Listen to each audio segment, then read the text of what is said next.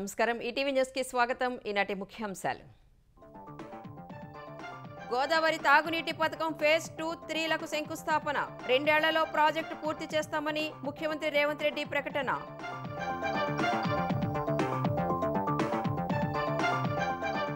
ఎల్లంపల్లి ఆధారంగానే కొత్త ప్రాజెక్టు చేపడుతున్నామన్న రేవంత్ తుమ్మిడిహట్టి ఎత్తు పెంపుపై మహారాష్ట్రతో చర్చిస్తున్నామని వెల్లడి రైతులకు సకాలంలో రుణాలు ఇవ్వాలని బ్యాంకర్లకు భట్టి సూచన ప్రాధాన్య రంగాలకు ఇతోధికంగా అప్పులు ఇవ్వాలని స్పష్టీకరణ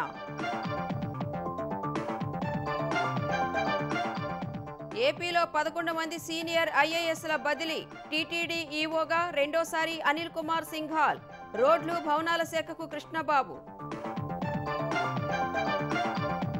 ఏపీకి మరో 17,293 మెట్రిక్ టన్నుల యూరియా కాకినాడ పోర్టులో దింపాలని కేంద్రం జీవో బ్లాక్ మార్కెట్ను అడ్డుకోవాలన్న సీఎం గుంటూరు జిల్లా తురకపాలెంలో మరణాల మిస్టరీ విప్పే దిశలో ప్రయత్నాలు గ్రామంలో మట్టి నీటి నమూనాల సేకరణ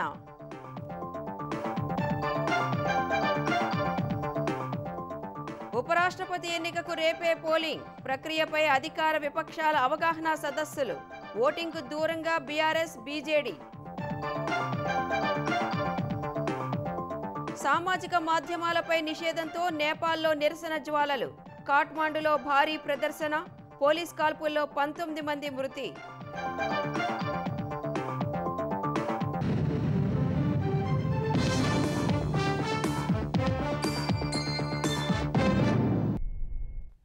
హైదరాబాద్ నగర ప్రజల దాహార్తిని తీర్చడానికే గోదావరి తాగునీటి పథకం తీసుకొచ్చినట్లు సీఎం రేవంత్ రెడ్డి తెలిపారు. ఈ పథకం ద్వారా మూసీ పునరుజ్జీవనం సహా నల్గొండ ఫ్లోరైడ్ సమస్య కూడా తీరుతుందన్నారు. కాళేశ్వరం నీళ్లే హైదరాబాద్కు తీసుకువస్తున్నారన్న వార్తలను ఖండించిన రేవంత్ రెడ్డి గోదావరి జలాలు నగరానికి వస్తున్నాయంటే ఎల్లంపల్లి ప్రాజెక్టే మూలమని స్పష్టం చేశారు.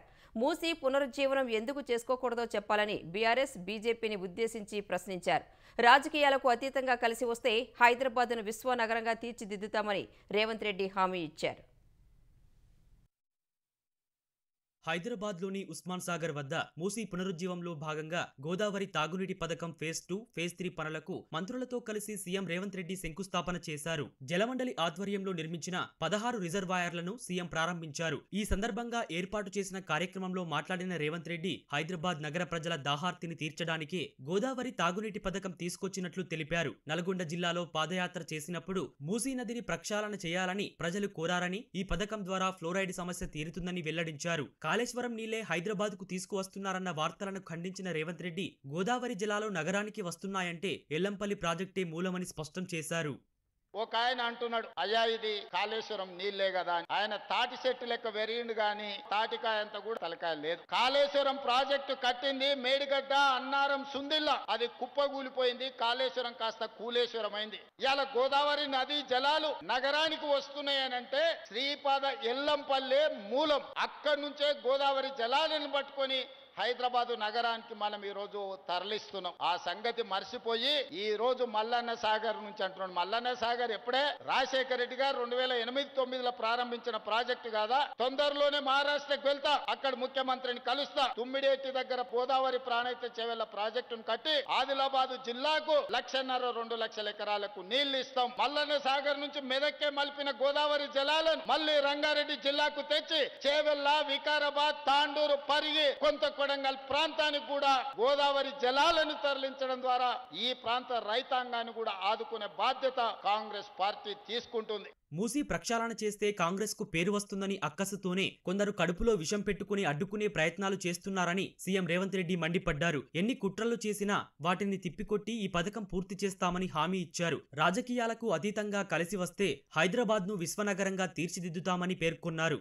నేను అడుగుతున్న, హైదరాబాద్ లో మూసీ నది ప్రక్షాళన ఎందుకు జరగకూడదు? నరేంద్ర మోడీ గారు చేసుకోవచ్చు, యోగి చేసుకోవచ్చు, రేఖా గుప్తా చేసుకోవచ్చు. కానీ తెలంగాణ రాష్ట్రంలో 4 కోట్ల తెలంగాణ ప్రజలకు ఎందుకు మూసీ నది ప్రక్షాళన జరగొద్దు? ఎందుకు అడ్డం పడుతున్నారు ఈ దుర్మార్గులు? ఒక్కసారి ఆలోచన చెయ్యండి. 10 ఏళ్లు కేసీఆర్ అధికారంలో ఉన్నాడు. ఎందుకో ఈ మూసీ నది ప్రక్షాళన చెయ్యాలనే ప్రయత్నం ఎందుకు చేయలేదు? ఈ రోజు ఉస్మాన్ సాగర్, హిమాయత్ సాగర్ ను బాగు చెయ్యాలి, మూసీ నది మీద మనం ఎలివేటెడ్ కారిడార్లు కట్టాలి అని ఎందుకు ఎందుకు ఆలోచన చేయలే? ఈ రోజు గేట్వే ఆఫ్ ముంబై ఉన్నది, హైదరాబాద్ కూడా గేట్వే ఆఫ్ హైదరాబాద్ కింద ఈ రోజు ప్రణాళికలు మనం సిద్ధం చేసుకున్నాం. రాబోయే 10 ఏళ్లలో ప్రపంచంలోనే గొప్ప నగరంగా హైదరాబాద్ నగరాన్ని తీర్చిదిద్ది లక్షలాది మంది నిరుద్యోగ యువకులకు ఉద్యోగ ఉపాధి అవకాశాలు కల్పించే రాష్ట్రంగా మన తెలంగాణను తీర్చిదిద్దుకుందాం మిత్రులారా. అంతకుముందు రంగారెడ్డి జిల్లా గండిపేటలో ఔటర్ రింగ్ రోడ్డును అనుసంధానిస్తూ కోకాపేట నియోపోలిస్ వద్ద నిర్మించిన ట్రంపెట్ జంక్షన్ ను రేవంత్ రెడ్డి లాంఛనంగా ప్రారంభించారు. నియోపోలిస్ లేఅవుట్ లో తాగునీటితో పాటు మురుగునీటి వ్యవస్థ కోసం అభివృద్ధి చేసే 298 కోట్ల ప్రాజెక్టుకు కూడా సీఎం శంకుస్థాపన చేశారు. తుమ్మిడిహట్టి కోసం సవరించిన డిపిఆర్ ముసాయిదా ప్రతిపాదనలు సిద్ధం చేయాలని అధికారులను నీటిపారుదల శాఖ మంత్రి ఉత్తమ్ కుమార్ రెడ్డి ఆదేశించారు. తుమ్మిడిహట్టి విషయంలో మహారాష్ట్రతో చర్చల కోసం షెడ్యూల్ ఖరారు చేయాలని ఆదేశాలు జారీ చేశారు. నీటిపారుదల శాఖ అధికారులతో సమీక్ష నిర్వహించిన ఉత్తమ్ పలు ప్రాజెక్టులకు సంబంధించిన వివిధ అంశాలపై చర్చించారు. తుమ్మిడిహట్టి వద్ద ఆనకట్ట నిర్మాణానికి కాంగ్రెస్ ప్రభుత్వం కట్టుబడి ఉందని మంత్రి పునరుద్ఘాటించారు. సమ్మక్క సారక్క ఆనకట్ట విషయమై ఈ నెల 23న టీఏసీ సమావేశం జరగనుందన్నారు. వెంటనే ఆయకట్టు నివేదికను వెంటనే సమర్పించడంతో పాటు ఛత్తీస్గఢ్ ప్రభుత్వం నుంచి ఎన్ఓసీ కోసం ప్రయత్నించాలని సూచించారు. సీతారామసాగర్, మోడికుంట వాగు, చెనాక కొరాట పంపిణీ వ్యవస్థలు, చిన్నకాళేశ్వరం పెట్టుబడి అనుమతుల కోసం దరఖాస్తులు వారంలోపు పూర్తి చేయాలని దిశానిర్దేశం చేశారు. డిండి, ఎస్ఎల్బీసీ, పెండ్లిపాక, నక్కలగండి ప్రాజెక్టుల భూసేకరణ, పునరావాసం, అటవీ అనుమతులు, పెండింగ్ సమస్యలపై దృష్టి సారించాలని తెలిపారు. కొడంగల్ నారాయణపేట ప్రాజెక్టుకు మొదటి ప్రాధాన్యత ఇచ్చి భూసేకరణ వేగవంతం చేయాలన్న ఉత్తమ్ దేవాదుల ప్రాజెక్టు 3, 6 ప్యాకేజీల పనులు వేగవంతం చేయాలని అధికారులను ఆదేశించారు. తదుపరి కేబినెట్ సమావేశానికి పురోగతి నివేదిక సమర్పించాలని అధికారులకు మంత్రి ఆదేశాలు జారీ చేశారు. ఎన్నికల ప్రచారంలో సీఎం రేవంత్ రెడ్డి చేసిన వ్యాఖ్యలపై దాఖలైన పరువు నష్టం దావాను సుప్రీంకోర్టు కొట్టివేసింది. ఎన్నికల్లో గెలిస్తే రాజ్యాంగాన్ని మార్చేస్తారని రేవంత్ రెడ్డి ప్రచారం చేశారని, ఆయన వ్యాఖ్యల పట్ల మూల్యం చెల్లించాలని తెలంగాణ బీజేపీ పిటిషన్లు దాఖలు చేసింది. ఈ పిటిషన్లను గత నెలలో తెలంగాణ హైకోర్టు కూడా కొట్టేసింది. హైకోర్టు ఉత్తర్వులను సవాలు చేస్తూ బీజేపీ సుప్రీంకోర్టును ఆశ్రయించింది. ఈ పిటిషన్పై విచారణ జరిపిన సీజేఐ బిఆర్ గవాయ్ నేతృత్వంలోని త్రిసభ్య ధర్మాసనం రాజకీయ నేతలకు సున్నిత మనసు ఉండకూడదని సూచించింది. కోర్టులను రాజకీయ యుద్ధ క్షేత్రాలుగా మార్చవద్దని హితవు పలికిన ధర్మాసనం బీజేపీ పిటిషన్ను కొట్టేసింది. ఆంధ్రప్రదేశ్లో 11 మంది సీనియర్ ఐఏఎస్ అధికారులను బదిలీ చేస్తూ రాష్ట్ర ప్రభుత్వం ఉత్తర్వులు జారీ చేసింది. సీనియర్ ఐఏఎస్ అనిల్ కుమార్ సింఘాల్ను రెండోసారి తిరుమల తిరుపతి దేవస్థానాల ఈవోగా బదిలీ చేసింది. జి అనంతరామును పర్యావరణ అటవీ విభాగం నుంచి గవర్నర్ ప్రత్యేక ప్రధాన కార్యదర్శిగా పంపింది. ఎంటీ కృష్ణబాబును ఆరోగ్య శాఖ నుంచి రోడ్లు భవనాల శాఖకు బదిలీ చేసింది. ఇన్ఫ్రా అండ్ ఇన్వెస్ట్మెంట్స్ విభాగం అదనపు బాధ్యతలు అప్పగించింది. జె శ్యామలారావును టీటీడీ నుంచి తిరిగి జీఏడీ ప్రిన్సిపల్ సెక్రటరీగా బదిలీ చేసింది. ముఖేష్ కుమార్ మీనాను రెవెన్యూ ప్రిన్సిపల్ సెక్రటరీ సహా గనుల విభాగం బాధ్యతలు అదనంగా ఇచ్చింది. కాంతిలాల్ దండేను రోడ్లు భవనాల శాఖ నుంచి పర్యావరణ అటవీ విభాగానికి మార్చింది. ఆరోగ్య శాఖ కార్యదర్శిగా సౌరభ్ గౌర్ను నియమించింది. పౌర సరఫరాల శాఖ బాధ్యతలను సౌరభ్ గౌర్ అదనంగా నిర్వహిస్తారు. ఏపీ భవన్ రెసిడెంట్ కమిషనర్గా ప్రవీణ్ కుమార్, మైనార్టీల సంక్షేమ కార్యదర్శిగా సిహెచ్ శ్రీధర్, కార్మిక శాఖ కార్యదర్శిగా ఎంవి శేషగిరి బాబు, దేవాదాయ శాఖ కార్యదర్శిగా ఎం హరి జవహర్లాల్ను ప్రభుత్వం నియమించింది. గుంటూరు గ్రామీణ మండలం తురకపాలెంలో మరణాల మిస్టరీని గుట్టు విప్పేందుకు అధికారులు తీవ్రంగా శ్రమిస్తున్నారు. ప్రభుత్వ ఆదేశాల మేరకు గ్రామంలో వైద్య శిబిరం ఏర్పాటు చేసి ప్రజల ఆరోగ్య పరిస్థితిని నిరంతరం పర్యవేక్షిస్తున్నారు. తురకపాలెంలో ఓ వ్యక్తికి మిలియాయిడోసిస్ పాజిటివ్గా తేలక హైదరాబాద్ శ్రీ బయోటెక్ నుంచి వచ్చిన 3 శాస్త్రవేత్తలు గ్రామంలో పర్యటిస్తున్నారు. తురకపాలెంలోని మట్టి నమూనాలు, నీరు, ప్రజల రక్తం శాంపిల్స్ను తీసుకున్నారు. ఈ నమూనాలను హైదరాబాద్ తీసుకువెళ్లి పరీక్షలు చేయనున్నారు. అధునాతన సాంకేతిక పద్ధతుల్లో ప్రయోగశాలలో పరీక్షలు చేస్తామని శాస్త్రవేత్తలు తెలిపారు. మట్టిలో ఉన్న బ్యాక్టీరియా, వైరస్, ఇతర సూక్ష్మజీవులను గుర్తించేందుకు 3 రోజుల సమయం పడుతుందన్నారు. జన్యుపర పరీక్షల కోసం 25 రోజుల సమయం వేచి చూడాలని తెలిపారు. పరీక్షల అనంతరం నివేదికను ప్రభుత్వానికి అందిస్తామని శాస్త్రవేత్తలు వెల్లడించారు. ఉపరాష్ట్రపతి ఎన్నికకు రంగం సిద్ధమైంది. జగదీప్ ధన్కడ్ రాజీనామాతో ఖాళీ అయిన ఉపరాష్ట్రపతి స్థానాన్ని భర్తీ చేసేందుకు ఏర్పాట్లు సిద్ధమయ్యాయి. రేపు జరగనున్న ఈ ఎన్నికలో ఎన్డీఏ అభ్యర్థి సిపి రాధాకృష్ణన్, విపక్షాల ఉమ్మడి అభ్యర్థి జస్టిస్ బి సుదర్శన్ రెడ్డి పోటీ పడుతున్నారు. రేపు ఉదయం 10 గంటల నుంచి సాయంత్రం 5 వరకు పోలింగ్ జరగనుంది. ఈ ఎన్నికలో ప్రధాని నరేంద్ర మోదీ మొదటి ఓటు వేస్తారని అధికార వర్గాలు తెలిపాయి. పార్లమెంటు భవనంలో రహస్య ఓటింగ్ విధానంలో జరిగే పోలింగ్లో ఉభయ సభల సభ్యులు తమ ఓటు హక్కును వినియోగించుకోనున్నారు. ఎలక్టోరల్ కాలేజ్లో ఇందులో లోక్సభ 542, రాజ్యసభలో 239 సభ్యులు కలిపి మొత్తం 781 మంది ఉన్నారు. మెజార్టీ మార్క్ 391 కాగా అధికార ఎన్డీఏ కూటమికి ఇప్పటి వరకు 425 సభ్యుల బలం ఉంది. 11 మంది సభ్యులున్న వైసీపీ ఎన్డీఏకే మద్దతిస్తామని తెలిపినందున మెజార్టీ పెరిగింది. ఇక ఎన్డీఏ అభ్యర్థి సిపి రాధాకృష్ణన్ గెలుపు ఖాయంగానే కనిపిస్తోంది. అటు విపక్షాల ఇండీ కూటమికి 324 మంది బలం ఉండగా కొన్ని పార్టీలు మద్దతిచ్చినా విపక్ష అభ్యర్థి విజయానికి దూరంగానే కనిపిస్తున్నారు. ఈ ఎన్నికకు దూరంగా ఉండాలని బీఆర్ఎస్, బిజు జనతాదళ్, బీజేడీ ప్రకటించాయి. బీఆర్ఎస్కు చెందిన 4, బీజేడీ సభ్యులు 7 ఓటింగ్లో పాల్గొనే అవకాశం లేదు. రేపు సాయంత్రం 6ంటికి ఓట్ల లెక్కింపు ప్రారంభమవుతుంది. తరువాత ఫలితాలను ప్రకటించనున్నారు. మరోవైపు ఎన్నిక ప్రక్రియపై అవగాహన కల్పించేందుకు ఎన్డీఏ కూటమి, ఇండీ కూటమిలు తమ ఎంపీలతో వేర్వేరుగా సమావేశాలు నిర్వహించాయి. సంవిధాన్ సదన్లోని సెంట్రల్ హాల్లో తమ ఎంపీలతో సమావేశం నిర్వహించిన ఇండీ కూటమి ఉపరాష్ట్రపతి ఎన్నికలో ఓటు వేయాల్సిన విధానం, పాటించాల్సిన విధి విధానాలను సభ్యులకు తెలిపింది. సమావేశం అనంతరం వారికి మాక్ పోల్ నిర్వహించారు. తమ కూటమి బలంగా ఉందని, ప్రతిపక్షాలు పూర్తిగా ఐక్యంగా ఉన్నాయని విపక్ష ఎంపీలు అన్నారు. మెజార్టీ మార్జిన్ తక్కువగా ఉందని, అందువల్ల తమ అభ్యర్థి జస్టిస్ సుదర్శన్ రెడ్డి గెలుస్తారని విశ్వాసం వ్యక్తం చేశారు. పార్టీలకు అతీతంగా ఆలోచించి ఓటు వేయాలని విపక్షాల ఉమ్మడి అభ్యర్థి జస్టిస్ సుదర్శన్ విజ్ఞప్తి చేశారు. ఈ వ్యాఖ్యలపై స్పందించిన ఎన్డీఏ అభ్యర్థి సిపి రాధాకృష్ణన్ ప్రతి ఒక్కరూ దేశం పట్ల మాత్రమే ఆసక్తి చూపుతున్నారని వ్యాఖ్యానించారు.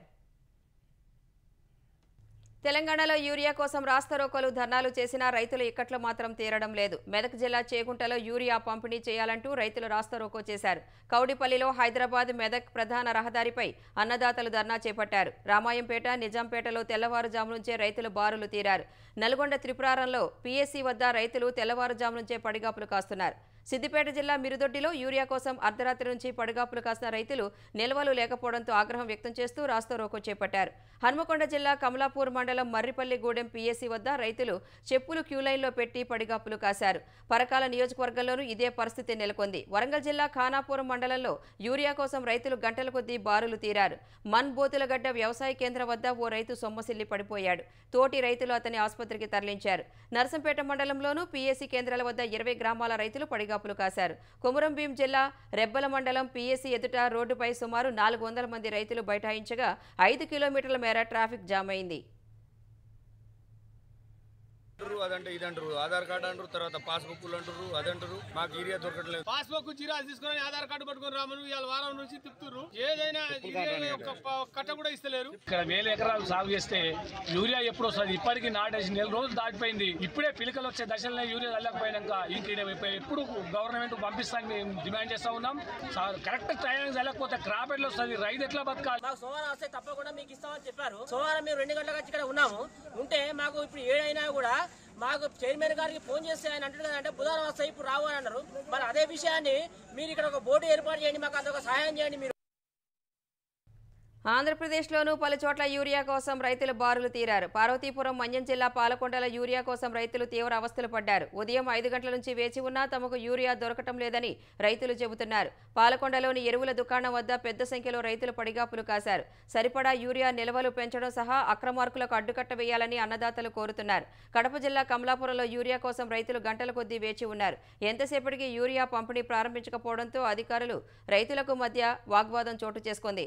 ఎన్టీఆర్ జిల్లా గంపలగూడెం మండలం గుళ్లపూడి గ్రామంలోని సొసైటీ భవనం ముందు యూరియా కోసం క్యూలో చెప్పులు వదిలారు. ఈ ఉదయమే పెద్ద ఎత్తున రైతులు సొసైటీ వద్దకు తరలి వచ్చారు. అధికారులు వచ్చే వరకు క్యూలో నిల్చోలేక ఇలా చెప్పులు పెట్టారు. ఆంధ్రప్రదేశ్కు 17,293 మెట్రిక్ టన్నుల యూరియాను కాకినాడ పోర్టులో దింపేందుకు కేంద్రం జీవో జారీ చేసింది. ఈ మేరకు అత్యవసరమైన జిల్లాలకు యుద్ధ ప్రాతిపదికన యూరియాను పంపాలని వ్యవసాయ శాఖ మంత్రి అచ్చెన్నాయుడు అధికారులను ఆదేశించారు. రైతులకు ఎక్కడా యూరియా సమస్య లేకుండా చూడాలని స్పష్టం చేశారు. ఎరువుల కేటాయింపు అంశంపై సీఎం చంద్రబాబు కేంద్ర మంత్రి నడ్డాతో మాట్లాడి రాష్ట్రానికి యూరియా తీసుకువచ్చారని మంత్రి తెలిపారు. వ్యవసాయ శాఖ అధికారులు క్షేత్రస్థాయికి వెళ్లి రైతులకు ఎరువులపై భరోసా ఇవ్వాలని అచ్చెన్నాయుడు సూచించారు. రబీ సీజన్ కేంద్రం 9.3 లక్షల మెట్రిక్ టన్నుల ఎరువులను రాష్ట్రానికి కేటాయించిందని, రైతులు ఆందోళన చెందాల్సిన అవసరం లేదని స్పష్టం చేశారు. ఏపీలో రైతులకు ఎక్కడా యూరియా సమస్య లేకుండా చూడాలని ముఖ్యమంత్రి చంద్రబాబు ఆదేశించారు. యూరియా సరఫరా, ఉల్లి కొనుగోళ్లు, తురకపాలెంలో ఆరోగ్య పరిస్థితిపై చంద్రబాబు సమీక్షించారు. ఈ సమీక్షలో ప్రస్తుతం 80,503 మెట్రిక్ టన్నుల యూరియా నిల్వ ఉందని తెలిపిన అధికారులు మరో 10 రోజుల్లో 23,592 మెట్రిక్ టన్నులు రానుందని వివరించారు. ఈ యూరియా రైతులకు సకాలంలో చేరే విధంగా చూడాలన్న చంద్రబాబు యూరియాను బ్లాక్ మార్కెటింగ్ చేస్తున్న వారిపై కఠిన చర్యలు తీసుకోవాలని ఆదేశించారు. అటు కర్నూలు మార్కెట్లో ఉల్లి కొనుగోళ్లు, మద్దతు ధరపై సమీక్షించిన సీఎం ఉల్లి ధర క్వింటాలకు 1200 తగ్గకుండా చూడాలని స్పష్టం చేశారు. అంతకు మించి తక్కువ ధరకు అమ్మాల్సి వస్తే మిగిలిన మొత్తాన్ని ప్రభుత్వమే రైతులకు చెల్లిస్తుందని సీఎం స్పష్టం చేశారు. తురకపాలెంలో ఆరోగ్య పరిస్థితిపై ఎప్పటికప్పుడు సమీక్షించాలని చంద్రబాబు అధికారులను ఆదేశించారు. తెలంగాణలో రైతులకు సకాలంలో బ్యాంకర్లు రుణాలు ఇవ్వాలని ఉప ముఖ్యమంత్రి భట్టి విక్రమార్క కోరారు. క్షేత్రస్థాయిలో ఆస్తుల తాకట్టు, ఫిక్స్డ్ డిపాజిట్లు చేయండంటూ రైతులను ఒత్తిడి చేయవద్దన్న భట్టి బ్యాంకర్లు పూర్తి మానవీయ కోణంలో ఆలోచించాలని సూచించారు. హైదరాబాద్ ప్రజాభవన్లో జరిగిన రాష్ట్ర స్థాయి బ్యాంకర్ల సమితి ఎస్ఎల్బీసీ సమావేశంలో పాల్గొన్న భట్టి తెలంగాణ ప్రగతిలో బ్యాంకర్ల పాత్ర ప్రముఖమైనదన్నారు. తెలంగాణ ప్రభుత్వం అమలు చేస్తున్న సంక్షేమ పథకాలు, అభివృద్ధి కార్యక్రమాలు, సేవ, మౌలిక సదుపాయాల కల్పన, ఇతర ప్రాధాన్యత రంగాలకు ఇతోధికంగా రుణాలు ఇవ్వాలని ఉప ముఖ్యమంత్రి సూచించారు. I appeal to bankers for giving more focus to vulnerable sections of the society, more particularly the weaker sections. This is essential for overall development of the society. Banks need to strategize further in this area. So I request, because the state has taken up nearly about 450,000 housing at a time in this particular year. So I request all the banking sector. So it is also one of the sector where you can really think and lend the money to them to construct their houses faster. Self-employment scheme, please think very positively and see to that they get without any hindrances in the bank by asking the collateral securities, where your rules and regulations are also saying that you can go to the extent of some limit. Medaram, Basara ఆలయాలను భక్తుల మనోభావాలకు అనుగుణంగా అభివృద్ధి చేయాలని CM Revanth Reddy ఆదేశించారు. మేడారం అభివృద్ధి పనులు 100 రోజుల్లో పూర్తి చేయాలన్న సీఎం ఈ వారంలో తాను క్షేత్రస్థాయిలో పర్యటిస్తానని తెలిపారు. మేడారం, బాసరా ఆలయాల అభివృద్ధి ప్రణాళికలపై మంత్రులు కొండా సురేఖ, సీతక్క, పొంగులేటి శ్రీనివాసరెడ్డి, అడ్లూరి లక్ష్మణ్ ఉన్నతాధికారులతో రేవంత్ రెడ్డి సమీక్ష జరిపారు. 2 ఆలయాల అభివృద్ధి మాస్టర్ ప్లాన్లు, పలు డిజైన్లను సీఎం పరిశీలించారు. మేడారం మహాజాతర నాటికి ఆలయాన్ని అభివృద్ధి చేయాలని అధికారులకు సీఎం ఆదేశాలు జారీ చేశారు. జంపన్న వాగులో నీరు నిలిచేలా చెక్ డ్యాంల నిర్మాణాలకు ప్రణాళికలు రూపొందించాలని ఆదేశించారు. బాసర జ్ఞాన సరస్వతి దేవాలయ విస్తరణ, అభివృద్ధికి సంబంధించి అధికారులకు రేవంత్ రెడ్డి పలు సూచనలు చేశారు. హైదరాబాద్ హెచ్ఎండిఏ కార్యాలయం వద్ద RRR అలైన్మెంట్ తక్షణమే రద్దు చేయాలని డిమాండ్ చేస్తూ భూ నిర్వాసితుల ఆందోళన చేపట్టారు. RRR అలైన్మెంట్తో తమ పంట పొలాలు కోల్పోతున్నామని రైతులు ఆవేదన వ్యక్తం చేశారు. నల్గొండ, యాదాద్రి, సంగారెడ్డి, సిద్దిపేట, వికారాబాద్, మహబూబ్ నగర్, రంగారెడ్డి జిల్లాల రైతులు భారీ ఎత్తున ఆందోళనలో పాల్గొన్నారు. గతంలో RRRకు భూములు ఇవ్వాలంటూ హెచ్ఎండిఏ నోటీసులు ఇవ్వగా నోటీసులు అందుకున్న రైతులు కూడా నిరసనకు దిగారు. మార్కెట్ ధర ప్రకారమే భూములకు పరిహారం చెల్లించాలంటూ భూ నిర్వాసితులు డిమాండ్ చేశారు. లేదంటే RRRను రద్దు చేయాలని బాధితులు కోరుతున్నారు. మాకు ఉన్నటువంటి ఒక 12 ఎకరాల భూమి ఉందండి. ఆ 12 ఎకరాల భూమిలో RRRలో పోతుంది. ఇటు కొంచెం అటు కొంచెం, ఇటు అద్దెకరం అటు అద్దెకరం మిగిలేటట్టు ఉంది. మధ్యలోకి వెళ్ళిపోతుంది RRR. మాకు నష్టపరిహారం భూమికి భూమి ఇస్తారా, లేకపోతే ఉన్నటువంటి బహిరంగ మార్కెట్ రేట్ ఇస్తే మేము భూములు ఇస్తాను సిద్ధం. మాకున్న 4 ఎకరాలు పోతుంది సార్. మాది వ్యవసాయ భూమి. ఇక్కడ మా వాళ్ళందరం ఉన్నాము. వాళ్ళందరూ భూములు పోతున్నాయి సార్. మేము వ్యవసాయం చేసుకున్న భూములు సార్. మావి తీసుకోవడానికి అయితే వాళ్ళకైతే అధికారం లేదు కదా సార్. మొత్తం ఊడ్చుకుపోతుంది సార్. పంట వండని భూములా కదా సార్. పత్తి వండుతుంది, బంగారం లెక్క వండుతుంది పత్తి. అలాంటి భూములు తీసుకోవడం ఏంటి సార్? గవర్నమెంట్ దీన్ని పరిశీలన చేసి విరమించుకుంటే మంచిది. ఈ రోడ్ RRR రోడ్ అనేది మొత్తం రద్దు చేసుకోవాలనేది మా ఉద్దేశం. అందుకని మేమంతా పెద్ద ఎత్తున ధారణ చేస్తా ఉన్నాం. తెలంగాణ బీజేపీ రాష్ట్ర నూతన కమిటీని ఆ పార్టీ అధ్యక్షుడు రామచంద్రరావు ప్రకటించారు. 22 మందితో కూడిన ఈ కమిటీలో 3 ప్రధాన కార్యదర్శులు, 8 మంది ఉపాధ్యక్షులు, 8 మంది రాష్ట్ర కార్యదర్శులు, కోశాధికారి, సహకోశాధికారి, ముఖ్య అధికార ప్రతినిధిని నియమించుకున్నారు. రాష్ట్ర కమిటీ సహా పార్టీకి చెందిన 7 మోర్చాలకు రాష్ట్ర అధ్యక్షులను ప్రకటించారు. మహిళా, ఓబీసీ మోర్చా అధ్యక్షులుగా ప్రస్తుతం ఉన్నవారికే మరోసారి అవకాశం కల్పించారు. మిగతా 5 మోర్చాలకు కొత్త వారిని నియమించారు. కీలకమైన ప్రధాన కార్యదర్శుల పదవుల్లో ఎన్ గౌతమరావు, తోళ్ల వీరేందర్ గౌడ్, వేముల అశోక్ చోటు దక్కింది.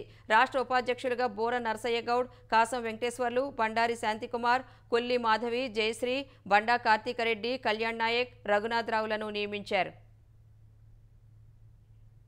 వాట్సాప్, ఫేస్బుక్, ఇన్స్టాగ్రామ్, ఎక్స్ వంటి కీలక సామాజిక మాధ్యమాలను ప్రభుత్వం నిషేధాన్ని వ్యతిరేకిస్తూ చేపట్టిన ఆందోళనలు నేపాల్లో హింసాత్మకంగా మారాయి.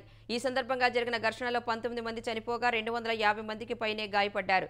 గడువు లోపల కమ్యూనికేషన్లు సమాచార సాంకేతిక శాఖ వద్ద రిజిస్టర్ కాలేదంటూ WhatsApp, Facebook, Instagram, YouTube, X, Reddit, LinkedIn వంటి సామాజిక మాధ్యమాలపై నేపాల్ ప్రభుత్వం గురువారం నిషేధం విధించింది.